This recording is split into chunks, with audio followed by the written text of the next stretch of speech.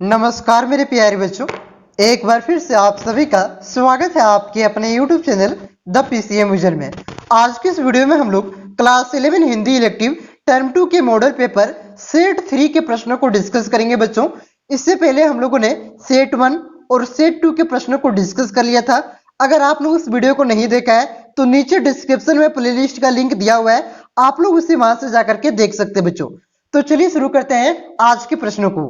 खंड क में आपका एक गद्यांश दिया हुआ है बच्चों और इसके अथवा में आपका एक पद्यांश दिया हुआ है, तो दोनों में से किसी एक को पढ़कर नीचे दिए गए उससे संबंधित प्रश्नों का उत्तर आपको देना है बच्चों। तो यहाँ पे मैं दोनों का उत्तर आपको बताऊंगा, एग्जाम में जो आपको अच्छा से समझ में आए उसके उत्तर को आप लोग लिखिएगा बच्चों, ठीक है। तो इस पैसेज को आप लोग पढ़ लीजिए, मैं इसका डायरेक्ट आपको आंसर बताऊंगा। तो इस पैसेज का पहला प्रश्न है बच्चों, मानव जीवन की किस अवस्था को मनचाहे ढंग से मोड़ा जा सकता है? तो पैसेज के अनुसार बाल्यावस्था को, ठीक है। तो पैसेज के अनुसार ही आपको उत्तर देना है, अपने से मत लिख दीजिएगा, सारा आपका पैसेज में दिया हुआ है कि इसका उत्तर क्या देना है आपको, सिर्फ आपको एक बार पढ़ लीजिए, ठीक है। मैं पढ़ा हुआ हूं, इसका डायरेक्ट मैं आंसर आपको बता रहा हूं, या तो आपको बायलिकल, ठीक है। उसके बाद देखिए बच्चों, अगला इसका प्रश्न है, विद्यार्थी के भावी जीवन की सफलता का मूल मंत्र क्या है? तो देखिए बच्चों, पैसेज के अनुसार आपका हो जाएगा, विद्यार्थी के भावी जीवन की सफलता का मूल मंत्र संतुलित शारीरिक मानसिक विकास के लिए क्या गया प्रयत्न है। उसके बाद ग नंबर का प्रश्न है बच्चों, बच्चों के जीवन निर्वाह का उत्तरदायित्व किस पर होता है? तो बच्चों के जीवन निर्वाह का उत्तरदायित्व सरकार, समाज और माता पिता के कंधों पर होता है बच्चों। अब देखते हैं जो इसके अथवा में आपका पद्यांश दिया हुआ है उसके उत्तर को देखते हैं बच्चों। तो देखिए पद्यांश का आपका पहला प्रश्न है बच्चों, पद्यांश में अनाम सैनिक किन्हें कहा गया है? तो अगर आप पद्यांश को अगर आप पढ़िएगा बच्चों तो आपको पता चलेगा इस कविता यानी कि जो इस पद्यांश को जिन्होंने लिखा है बच्चों, उन्होंने अनाम सैनिक अपने पूर्वजों को दिया गया है। क्यों दिया है? देखिए, उन्होंने अपने पूर्वजों को जिनका नाम किसी भी कीर्ति स्तंभ पर नहीं है उसके लिए अनाम सैनिक का प्रयोग क्या है, उसको अनाम सैनिक कहा गया है। क्लियर है? उसके बाद देखिए बच्चों, इसका ख नंबर का प्रश्न है, प्रस्तुत कविता किन लोगों को समर्पित है? तो यह अनाम सैनिकों को यह कविता समर्पित है बच्चों।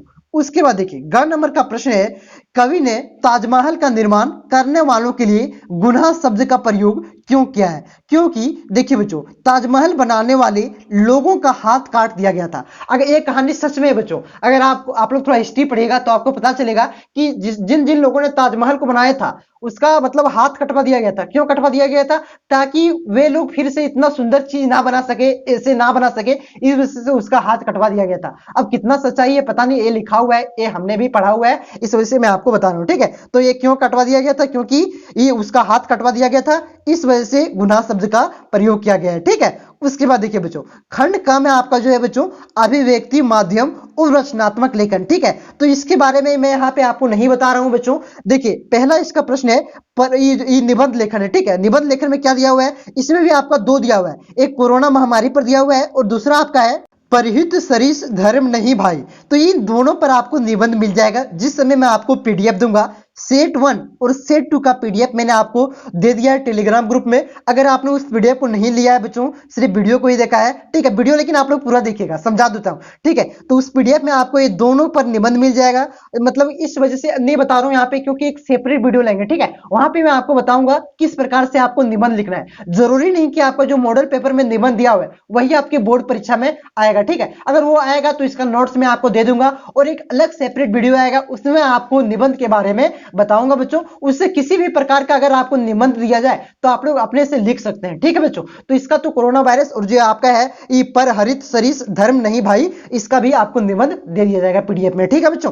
तो एक अलग वीडियो में आपको निबंध किस प्रकार से लिखा जाता है मैं आपको समझा दूंगा। देखिए उसके बाद ख नंबर का प्रश्न है बच्चों, अपने गांव में पेयजल की समस्या समाधान हेतु प्रखंड विकास पदाधिकारी को एक पत्र लिखिए। आवेदन पत्र लिखना है, मतलब एक वीडियो को एक पत्र लिखना है कि हमारी जो गांव में पेयजल की समस्या, पीने वाली जो पानी बच्चों उसकी बहुत ही बड़ी समस्या, उसके बारे में। तो इसके बारे में भी मैं आपको जिस फॉर्मल राइटिंग की लेटर किस प्रकार से लिखा जाता है बच्चों, उसके बारे में भी आपको बताऊंगा कि अधिकारी के पास किस प्रकार से पत्र लिखा जाता है, आपको किस प्रकार से चिकित्सा पदाधिकारी के पास किस प्रकार से पत्र लिखा जाता है, बिजली पदाधिकारी के पास, विद्युत अभियंता पदाधिकारी के पास किस प्रकार से पत्र लिखा जाता है, ठीक है ना। तो फॉर्मल और इनफॉर्मल दोनों प्रकार के लेटर को किस प्रकार से लिख सकते हैं, पत्र को, उसके बारे में मैं आपको बताऊंगा, ठीक है बच्चों। क्लियर है? तो ये आप लोग यहाँ पे इसको छोड़ दीजिए, जिसे मैं पीडीएफ में आपको दूंगा उसमें आपका पत्र लिखा हुआ भी इसमें रहेगा। उसके बाद है शहर की बिजली, ठीक है, तो यहाँ पे रिपोर्ट के लिए भी एक अलग वीडियो आएगा। निबंध, पत्र और रिपोर्ट जरूरी नहीं है कि आपका जो मॉडल पेपर में दिया हुआ है वही आएगा, ठीक है।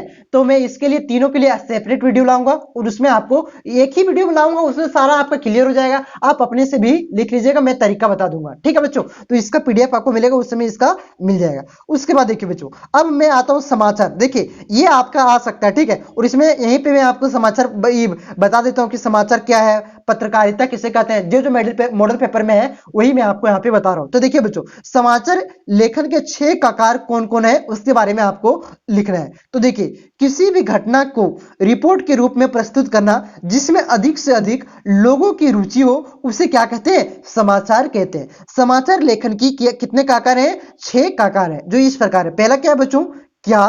दूसरा आपका क्या है, कौन, कहां, कब, क्यों, कैसे। ये सब क्या है बच्चों, समाचार के 6 प्रकार है बच्चों। देखिए इसमें प्रथम 4 का आकार जो आपका है, क्या, कौन, कहां, कब, सूचनाओं तथा तथ्यों पर आधारित होता है, जबकि अंत के 2 का आकार, क्यों और कैसे में विवरणात्मक यानी कि व्याख्यात्मक और विश्लेषणात्मक पहलू पर बल दिया जाता है। क्लियर बच्चों?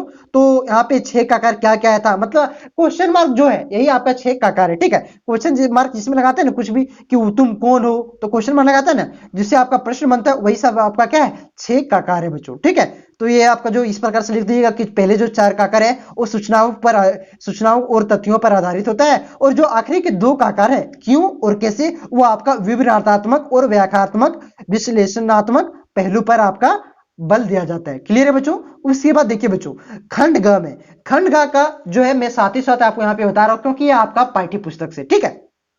और कौन से क्वेश्चन आपका ज्यादा इंपॉर्टेंट है उसको मैं बता दूंगा, उसको आप लोग लड़ते चलिए, ठीक है बच्चों। मतलब आपको याद नहीं हो रहा है, कहानी आपने नहीं पढ़ा है तो लड़ते चलिए, लेकिन मेरा मानिए आप लोग कहानी पढ़ लीजिए। यूट्यूब पे आप लोग सिलेबस देखिए, मैंने आपको डिस्क्रिप्शन सॉरी टेलीग्राम में दे दिया है, जिसका लिंक डिस्क्रिप्शन में दिया हुआ है, ठीक है। वहां से आप लोग हिंदी इलेक्टिव का ये सिलेबस देखिए, कौन कौन सा चैप्टर आपको पढ़ना है, उस चैप्टर को आप लोग यूट्यूब पे सर्च कीजिए बच्चों। ज्यादा नहीं 10 से 15 मिनट में आपका एक चैप्टर क्लियर हो जाएगा और आपको रटने की जरूरत नहीं पड़ेगा, अपने से आप लिख दीजिएगा, ठीक है। तो देखिए बच्चों, पहला जो आपका है, देखिए यहाँ पे एक काव्यांश लिया गया है, इनमें से किसी एक का काव्यांश का यहाँ पे आपको व्याख्या करना है, ठीक है। तो मैं यहाँ पे दोनों की व्याख्या कर दे रहा हूँ। ये काव्यांश आपका किताब का ही थोड़ा सा आपका वहां का अंश दे दिया गया है और उसके बारे में आपको यहाँ पे व्याख्या करना है कि काव्यांश क्या बोल रहा है। तो देखिए बच्चों, इस काव्यांश को आप लोग पढ़ लीजिएगा कि रिश्ते हैं लेकिन खुलते नहीं हैं, और हम अपने नहीं पाते खून में इतना भी लोहा कि हम उससे एक ताली बनवाते और भाषा के भुनसी ताले को खोलते। ठीक है बच्चों, तो इसको आप लोग समझिए। देखिए इसकी मैं व्याख्या कर देता हूं कि कहां से ये आपका लिया गया है। तो देखिए, प्रस्तुत काव्यांश हमारी पाठ्य पुस्तक अंतरा वन में सुदाम पांडे धूमिल द्वारा रचित घर की वापसी से लिया गया है। इसमें कवि घर में अपने परिवार के सदस्यों के बीच में रिश्ते का बात करते हुए कहते हैं, क्योंकि हम देखिए आप व्याख्या करें इसका, ठीक है। क्योंकि हमारे परिवार के सदस्यों के बीच रिश्ता तो है परंतु यह खुलता नहीं है, इसमें जंग लग गया है और हमारे खून में इतना लोहा भी नहीं है कि उसमें एक चाबी बनवा करके रिश्ते की ताले को खोल सकते हैं। अर्थात गरीबी के कारण ही वे एक दूसरे से बात भी नहीं कर पाते हैं, और कवि के शरीर में इतनी ताकत भी नहीं है कि वह धन की अर्जन कर परिवार के लिए कुछ कर सकते हैं। ये रियलिटी पे भी आपका ये कविता लिखा गया है बच्चों। देखिएगा, अगर घर में आमदनी नहीं होगा ना तो झगड़ा बढ़ जाता है। मैं आसपास के अपने जो समाज में उसको देखता हूं बच्चों। अगर मतलब ये देखिए, घर में के झगड़ा भी बढ़ गया है। कारण क्या है? क्योंकि आमदनी नहीं है, पैसा नहीं रहेगा, वहीं पे झगड़ा। देखिए अमीरों को घर में झगड़ा होता है, कभी सुने क्या? बहुत ही कम होता है, बाहर ही नहीं आता, होता है, लेकिन इस गरीबों के घर में, जिसके घर खाने पीने का अड़ता नहीं, उसके घर में ज्यादा झगड़ा होता है। तो पैसा के कारण एक झगड़ा का कारण भी होता है। तो वही लिखा हुआ है, रिश्तों में अच्छे से लोग बात नहीं कर पाते धन के कारण ही, ठीक है, नजर नहीं मिला पाते। तो इसमें काव्य सुंदर को देखिए बच्चों, इस कविता में कैसे भाषा का प्रयोग किया गया है, कौन सा अलंकार का प्रयोग किया गया है, ठीक है। देखिए बच्चों, कविता की जो भाषा है वो सरल एवं सहज है, आसानी से समझ सकते हैं। कविता में संगीतात्मक है, मतलब इसको पढ़िएगा तो आपको संगीत के जैसा लगेगा कि संगीत सुन रहे हैं, संगीत गा रहे हैं, ठीक है। उसके बाद देखिए, रोमानियता, अतिशय, काल्पनिकता और विविधर्मिता मुक्त कविता है ये। उनकी भाषा जनजीवन में सबसे अधिक है। मतलब जनजीवन अभी जो हम लोग वर्तमान का जीवन है उससे काफी निकटता है। मतलब वही तो बोले क्या, ये रियलिटी पे आपका लिखा गया कविता है। क्लियर है। उसके बाद देखिए बच्चों, ख नंबर में आपका ऋतु बसंत का सुप्रभात था। इसको आप लोग पढ़िए, मैं इसकी व्याख्या कर देता हूं। देखिए बच्चों, पहले इसको आपका प्रसंग लिखना है कि किससे आपको लिया गया है ये कविता, ठीक है, किसने लिखा है। प्रस्तुत काव्यांश हमारी पाठ्य पुस्तक अंतरा वन में नागा अर्जुन द्वारा रचित बादल को घेरते दिखा है, ठीक है, से लिया गया है। इसमें कवि जब हिमालय के पर्वत शिखरों के ऊपर बादल को घिरते देखते हैं तो उसी का वर्णन करते हुए कहते हैं, क्या कहते हैं, देखिए अब इसकी व्याख्या है, ठीक है, क्या कहते हैं सो आपका अंश दिया हुआ है, ठीक है, इसकी व्याख्या यहाँ पे देखिए, यहाँ पे देख सकते हैं इसका अंश दिया हुआ है, वही आपका कि क्या दिया हुआ है कि ऋतु बसंत का सुप्रभात है, मंद मंद अनिल बह रहा है, बालारुण की मृदु किरणें थी, अलग बगल स्वर्णिम शिखरें थी। तो इसकी व्याख्या देखिए बच्चों, यह समय बसंत ऋतु का है। यह बसंत ऋतु, मोबाइल हैंग कर रहा है भाई, मेरे पास एक ही मोबाइल है, इस वजह से थोड़ा क्या होता है, एक ही मोबाइल में और 132 और 232 का ही, ठीक है, इसी से सारा आपका वीडियो बनाते हैं, पीडीएफ बनाते हैं सारा, ठीक है, इस वजह से थोड़ा हैंग कर रहा है, लोडिंग मतलब ज्यादा हो गया शायद। इस देखिए इसके व्याख्या को देखिए, अब हैंग नहीं कर रहा है। देखिए इस समय बसंत ऋतु का, यह समय आपका बसंत ऋतु का है, ठीक है, यह बसंत ऋतु का सुबह काफी सुहावना है, हवा मंद मंद बह रही है, प्रातः काल सूर्य की किरणें काफी कोमल है जो पर्वत की चोटियों पर फैले हुए हैं, जिसके कारण चोटियां सोने की भांति चमकीला प्रतीत हो रहा है। अब देखिए इसमें जो काव्य सौंदर्य का प्रयोग किया गया है, किस प्रकार की भाषा का प्रयोग किया गया है, खड़ी बोली का प्रयोग किया गया है, कहीं कहीं पे आपका अरबी फारसी भाषा के शब्दों का प्रधानता है, मतलब इसका प्रयोग अरबी और फारसी भाषा का प्रयोग किया गया है, ठीक है। कविता आपका संगीतात्मक है, ठीक है, मंद मंद पुनरुक्ति अनुप्रास अलंकार है इसमें, ठीक है, कौन सा अलंकार है, जो मंद मंद है बच्चों, जो इसमें कविता में देखिए यहाँ पे मंद मंद आपका दिया हुआ है, ठीक है, मंद मंद था अनिल बह रहा, तो ये जो मंद मंद है वो कैसा अलंकार है, पुनरुक्ति अनुप्रास अलंकार है बच्चों, जो यहाँ पे पुनरुक्ति है मंदरण में वो अनुप्रास अलंकार है। क्लियर है। उसके बाद देखिए 4 नंबर का आपका प्रश्न बच्चों, निम्नलिखित में से किन्हीं 2 प्रश्नों का उत्तर दें, और ये आपका तीन नंबर का है, यहाँ पे 3 प्रश्न है, इनमें से किसी 2 का ही उत्तर आपको लिखना है। तो तीनों का मैं बताता हूं। देखिए बच्चों, प्रश्न है आपका, कवि नागा अर्जुन ने महामेघ को झंझानील से गरज गरज भिड़ते देखा है, क्यों कहा ऐसा। तो देखिए बच्चों, प्रस्तुत प्रश्न हमारी पाठ्य पुस्तक अंतरा वन में नागा अर्जुन द्वारा रचित बादल को घिरते देखा है से लिया गया है। इसमें देखिए इस प्रकार से आप लिख दीजिएगा ना, कौन से अंतरा से लिया गया है, पाठ्य पुस्तक से, ठीक है, किसके द्वारा कौन सा चैप्टर से लिया गया है, तो क्या जाएगा, अच्छा इंस्पिरेशन जाएगा, उसको लगेगा कि बच्चा कुछ पढ़ा हुआ है, ठीक है बच्चों, इस प्रकार से आप लिखिएगा तो बहुत अच्छा लगेगा, और आपको फुल में से फुल नंबर मिल सकता है। फुल में फुल हिंदी में नहीं मिलता है, लेकिन आपको उसको अच्छा लगे, आप शुद्ध शुद्ध लिख देते हैं तो फुल में फुल मिल जाएगा। अगर यहाँ पे 3 नंबर का है तो 2.5 नंबर आपको कहीं नहीं जाने वाला है, ठीक है बच्चों। तो देखिए इसमें कवि कहते हैं कि शीत ऋतु में बादल पहाड़ के शिखरों के ऊपर से गुजरती है तो आसमान में तूफानी हवा होती है, जिसे चिरते हुए बादल आगे बढ़ती है। जब तूफान भयंकर होती है तो बादल और तूफान में टक्कर होती है, जिसके कारण में हमें गर्जन और बिजली कड़कने की आवाज भी सुनाई पड़ती है। अर्थात कवि में ने महामेघ को झंझानील से गरज गरज भिड़ते देखा है।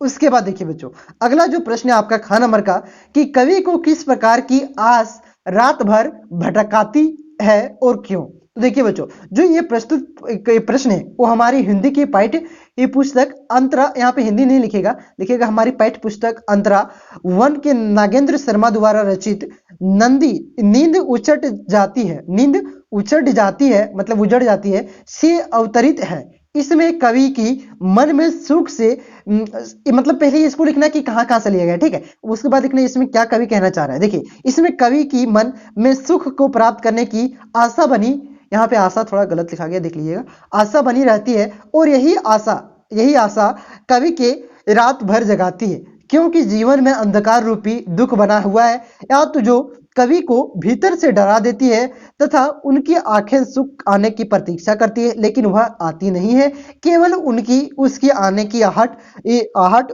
जाती है। इस प्रकार से कवि की आंखें सुख पाने की आस में रात भर भटकती रहती है। उसके बाद ग नंबर का आपका प्रश्न है बच्चों, जाग तुझको दूर जाना कविता में कवित्री महादेवी वर्मा ये मानव को किन किन विपरीत स्थितियों में आगे बढ़ने के लिए उत्साहित कर रही है। तो देखिए बच्चों, प्रस्तुत प्रश्न हमारी, यहाँ पे हमारी गलती लिखा गया है, हमारी लिख लीजिए ना आप लोग, हम, ठीक है। तो हमारी पाठ्य पुस्तक अंतरा वन में महादेवी वर्मा द्वारा रचित जाग तुझको दूर जाना है से लिया गया है। इसमें कवित्री ने हमें विपरीत परिस्थितियों में आगे बढ़ने के लिए प्रेरित किया है। जो आप लिखिए, जो कुछ कुछ इस प्रकार से, ठीक है, यहाँ पे जी लिख गया है, जो कुछ इस प्रकार से है। पहले देखिए बच्चों, अडिग और कठोर हिमालय की हृदय में कंपन क्यों नहीं होने लगता है, लेकिन हमको हार नहीं मानना है। उसके बाद दूसरा है, आकाश में प्रलयकारी वर्षा क्यों ना होने लगे, फिर भी हमको हार नहीं मानना है। उसके बाद देखिए तीसरा है, चारों ओर अंधेरा क्यों ना छा जाए, आकाश से बिजली क्यों नहीं गड़गड़ाने लगे, लेकिन हमको हार नहीं मानना है और हमेशा आगे बढ़ना है। उसके बाद देखिए बच्चों, पांचवा अब आता है आपका प्रश्न, निम्नलिखित में से किसी दो प्रश्नों का उत्तर आपको यहाँ पे भी देना है और यहाँ भी आपका 3-3 नंबर का प्रश्न है, यानी कि टोटल 6 नंबर का। तो 3 यहाँ पे प्रश्न है आपका, 3 में से किसी 2 प्रश्नों का उत्तर आपको देना है बच्चों। तो देखिए पहला प्रश्न है आपका, भारतवर्ष की उन्नति कैसे हो सकती है, पाठ के आधार पर यह स्पष्ट कीजिए कि इस अभागे आलसी देश में जो कुछ हो जाए वही बहुत कुछ है, क्यों कहा गया है। इसमें जो आपके पाठ में कहा गया है बच्चों कि इस अभागे देश में, अभागे आलसी देश में जो कुछ भी हो जाए वो बहुत कुछ है, क्यों कहा गया है ऐसा। तो देखिए बच्चों, प्रस्तुत प्रश्न हमारी हिंदी पाठ्य पुस्तक अंतरा वन में भारत तेंदु हरिश्चंद्र द्वारा भारतवर्ष की उन्नति कैसे हो सकती है से लिया गया है। इसमें भारत के बारे में लेखक बताते हैं कि यहाँ के लोग कोई काम नहीं चाहते। एक सिद्धांत है कि जो जितना निकम्मा है उतना अमीर समझा जाएगा, इसी कारण लोग काम नहीं करते हैं, केवल अमीरों की मुसाहबी दलालिया दिन भर गप्पे मारते रहते हैं, इसलिए यहाँ के लोग गरीब है। अतः लेखक ने इन परिस्थितियों को देखते हुए कहा है कि इस अभागे आलसी देश में जो भी कुछ है वो बहुत कुछ है। क्लियर है बच्चों। उसके बाद देखिए, मतलब यहाँ पे लोग कोई मेहनत ही नहीं करना चाहते, ठीक है, पाठ के अनुसार बता रहा हूँ, सारा मतलब गप्पे लड़ाते हैं, वो निकम्मे की तरह करते हैं, समझा जाता है जो जितना निकम्मागिरी करेगा उसको उतना अमीर समझा जाता है, अमीरों की चमचागिरी करते हैं, ठीक है, वही यहाँ पे बताया। ख नंबर का प्रश्न है बच्चों, सुकिया ने जिन समस्याओं के कारण गांव को छोड़ा वही समस्या शहर में भट्टे पर भी उसे झेलनी पड़ी, मूलतः वह समस्या क्या थी। तो देखिए बच्चों, शायद ये प्रश्न आपका रिपीट हो रहा है, स्टेट 2 में भी था, ठीक है, ये आपका बहुत ही ज्यादा इंपॉर्टेंट हो गया, आपके बोर्ड एग्जाम में भी ये प्रश्न आ सकता है। तो देखिए बच्चों, प्रस्तुत प्रश्न हमारी पाठ्य पुस्तक अंतरा, यहाँ पे लिखिएगा, वन में ओम प्रकाश वाल्मीकि द्वारा रचित खाना बदोश से लिया गया है, जिसमें मजदूरों की दयनीय स्थिति का वर्णन करते किया गया है। इसमें मानो और सुकिया ने गांव में शोषण और जातिवाद जैसी समस्या देखी थी और उससे बचने के लिए उन्होंने शहर की ओर पलायन किया, परंतु उसे वहां भी स्त्रियों एवं मजदूरों का शोषण, जातिवाद जैसी समस्या देखने को मिली। अर्थात जिस शोषण से बचने के लिए सुकिया ने गांव को छोड़ा, वह समस्या उसे शहर के ईटे के भट्टे में भी झेलनी पड़ी। उसके बाद ग नंबर का प्रश्न है बच्चों, देखिए, ज्योतिबा फुले और सावित्रीबाई फुले का दाम्पत्य जीवन किस प्रकार आधुनिक दंपतियों, यानी कि कपल, इंग्लिश में बोले तो क्या, कपल को प्रेरणा प्रदान करता है। तो देखिए बच्चों, प्रस्तुत प्रश्न हमारी पाठ्य पुस्तक अंतरा वन में सुधा अरोड़ा द्वारा रचित ज्योतिबा फुले से अवतरित है। इसमें अवतरित मतलब उससे लिया गया है। इसमें ज्योतिबा फुले ने सर्वप्रथम अपनी पत्नी सावित्रीबाई फुले को शिक्षित किया और स्त्री शिक्षा के मिशन को पूरा करने में लगे। इसके अलावे दोनों ने किसानों और अछूतों की झोपड़ियों में जाकर के लड़कियों को स्कूल भेजने का आग्रह करते।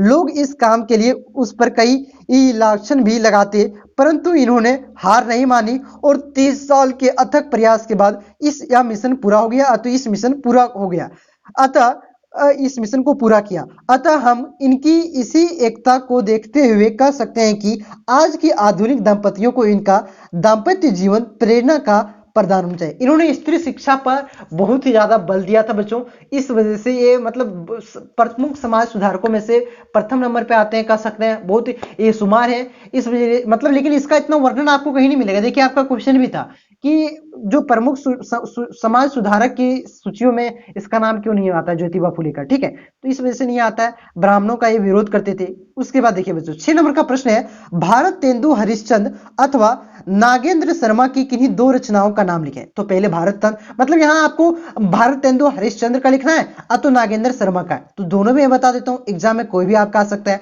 देखिए बच्चों, भारत तेंदु हरिश्चंद्र, अंधेरी नगरी राजा हरिश्चंद्र, ठीक है, अंधेरी नगरी और राजा हरिश्चंद्र जो आपका भारत तेंदु हरिश्चंद्र का है। उसके बाद है नागेंद्र शर्मा का। देखिए नागेंद्र शर्मा का क्या है, प्रभात फेरी है और पलाश कवन, ये इसकी प्रमुख रचना होगी बच्चों। उसके बाद 7वां प्रश्न है, हेसुन की कहानी अपनी जुबानी के लेखक ने अपने जिन 5 मित्र का शब्द चित्र प्रस्तुत किया है उसके बारे में संक्षेप में लिखिए। तो देखिए बच्चों, हमारे हिंदी पाठ्य पुस्तक अंतरा में मकबूल फिदा हेसुन ने हेसुन की कहानी अपनी जुबानी, यहाँ पे थोड़ा इस प्रकार से लगा लीजिएगा, कैकी चैप्टर का नाम है, ठीक है, मैं अपने 5 मित्रों का शब्द चित्र प्रस्तुत किया है जो इस प्रकार से है। देखिए बच्चों, पहला आपका मोहम्मद इब्राहिम गोहार अली, हमेशा ये क्या थे, हमेशा इत्र में डूबे रहना, कल छोटी थी पर नजरें, मतलब कद यहाँ पे होगा, ठीक है, कद छोटी थी पर नजरें ठहरी हुई थी, साथ ही ये एक गुणवान भी थे। उसके बाद दूसरा है डॉक्टरी मनवतरी का लड़का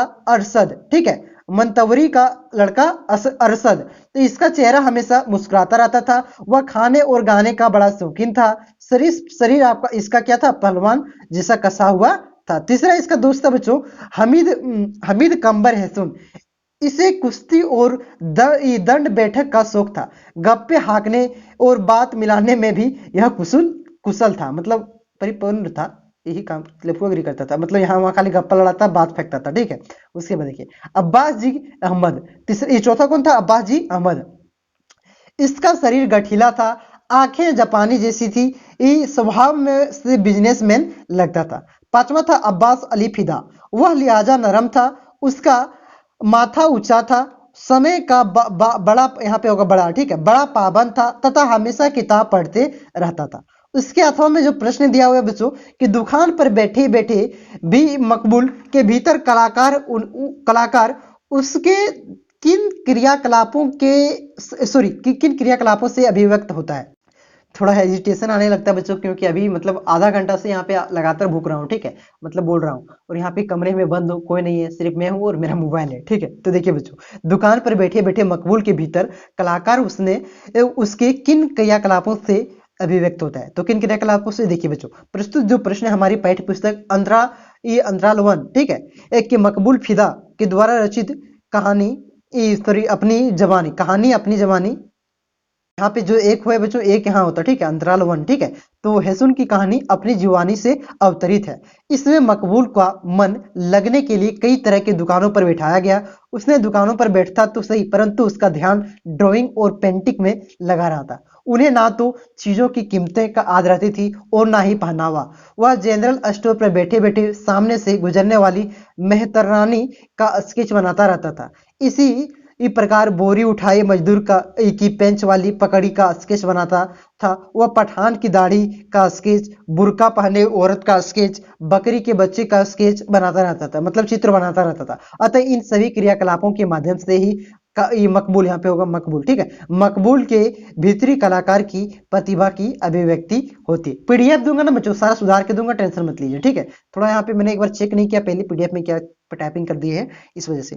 चित्रकार बेंदे की पेंटिंग बैंक बॉन्ड के बारे में संक्षेप में लिखिए। तो देखिए बच्चों, 8वां प्रश्न है आपका, ये पेंटिंग बैंक बोर्ड में बेंद्रे साहब ने 1933 में अपने घर पर एक कैनवास पर बनाई थी, जिसमें उन्होंने अपने छोटे भाई को पठान के कपड़े पहना करके मॉडल बनाया था। इसमें सिर पर हरा रुमाल, कंधे पर कंबल, हाथ में डंडा, सूरा और डेगा यानी कि फ्रेंच इंप्रेशन की झलक। और इस पेंटिंग के लिए बेंद्रे ने मुंबई आर्ट सोसाइटी में चांदी का मेडल भी प्राप्त किया था। उसके बाद इसके 8वां में दिया हुआ बच्चों, किसकी चित्रकारी के लिए मकबूल ने बचपन में स्कूल की अपनी किताबें भेजी थी। तो देखिए बच्चों, मकबूल ने कोल्हापुर में इस शांताराम की फिल्म सिंहगढ़ की पोस्टर का ऑयल पेंटिंग बनाने की सोची, तो उन्होंने ऑयल कलर और ट्यूब खरीदने के लिए अपनी बचपन की स्कूल की किताबें बेच दी थी। तो यहाँ पे आपका सेट 3 हिंदी इलेक्टिव का खत्म हो गया। आपका तीन ये हिंदी इलेक्टिव का 3 सेट कंप्लीट हो चुका है बच्चों। हिस्ट्री का भी आपका 3 सेट कंप्लीट हो चुका है। ज्योग्राफी का भी 3 सेट कंप्लीट हो चुका है और आपका इकोनॉमिक्स का भी 3 सेट कंप्लीट हो चुका है। अब हम लोग इंपॉर्टेंट क्वेश्चन को डिस्कस करेंगे बच्चों, जो आपके बोर्ड एग्जाम की दृष्टि से बहुत ही ज्यादा इंपॉर्टेंट होगा। अगर इन सेटों को अगर आपने नहीं देखा है बच्चों, तो डिस्क्रिप्शन में प्लेलिस्ट का लिंक दिया हुआ है, आप लोग उसे वहां से जाकर के देख सकते हैं बच्चों। ठीक है बच्चों, तो मिलते हैं नेक्स्ट वीडियो में। अगर आप चैनल पे नए हैं तो चैनल को सब्सक्राइब कीजिए, वीडियो को दोस्तों में शेयर कीजिए। इसका पीडीएफ के लिए आप टेलीग्राम को ज्वाइन कर सकते हैं, वहां पे मैंने इसका पीडीएफ दे दूंगा। 2 सेट का पीडीएफ मैंने दे दिया और बाकी सब्जेक्ट का भी पीडीएफ दे दिया है। ठीक है बच्चों, तो मिलते हैं नेक्स्ट वीडियो में। धन्यवाद।